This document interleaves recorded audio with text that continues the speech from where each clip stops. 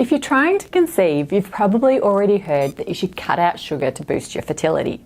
But let's admit it, it's easier said than done.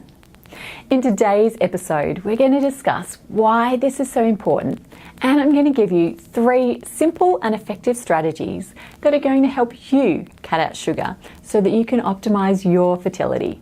You're definitely not going to want to miss this. Stay tuned.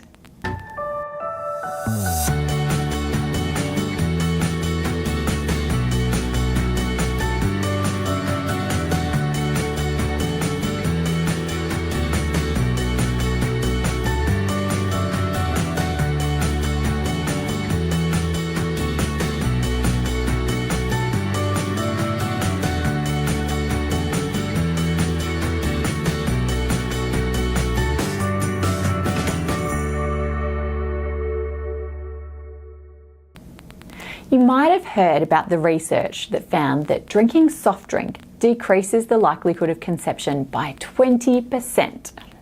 Now, the more soft drinks that you drink, the harder time you're going to have to conceive. The reason why soft drinks and sodas are so bad for fertility is that they're one of the richest sources of sugar in our diet.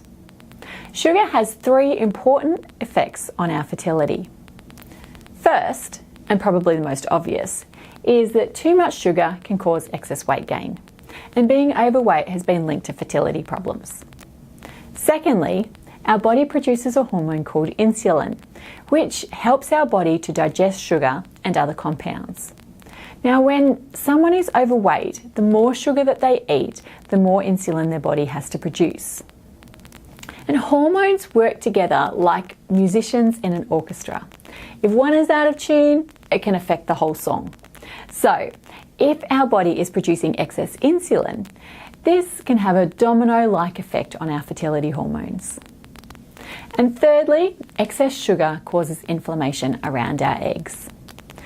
Now, it's also important to note that sugar has been found to impact sperm quality too. And cutting out sugar is just as crucial for men's fertility as it is for ours. So, once you've finished watching this, make sure that you show it to your partner.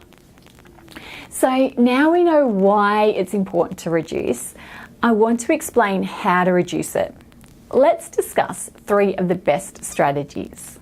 Number 1, cut out obvious sources of sugar. If you drink soft drinks, soda, or energy drinks, quit. Go cold turkey today. Don't allow them in your home. As I mentioned before, this is the biggest source of sugar.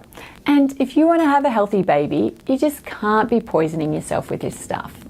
It's like trying to grow a rose garden and watering it with petrol instead of water. If you struggle to cut these out, see a dietitian to keep you accountable because it's really important. Now, number 2, look for hidden sugars by learning to read food labels. Now, when you flip the pack over, a lot of people look at the sugars written under carbohydrates on the nutrition information panel. They could be natural sugars from fruit or dairy though. Instead, what I want you to do is to look at the ingredients list. Now, anything that ends in syrup or OSE, like glucose, dextrose or sucrose, is likely to be refined sugar. Which brings me to number 3, plan your meals. The biggest source of hidden sugars is found in highly processed foods. For example, a stir fry out of a pack or from a local restaurant can have up to 30 grams of sugar in it. Whereas if you make it yourself at home, it's probably got none. Sugar is often added by food processors to add flavour and also to help extend shelf life. So by planning and prepping your own meals, you'll significantly decrease your sugar intake.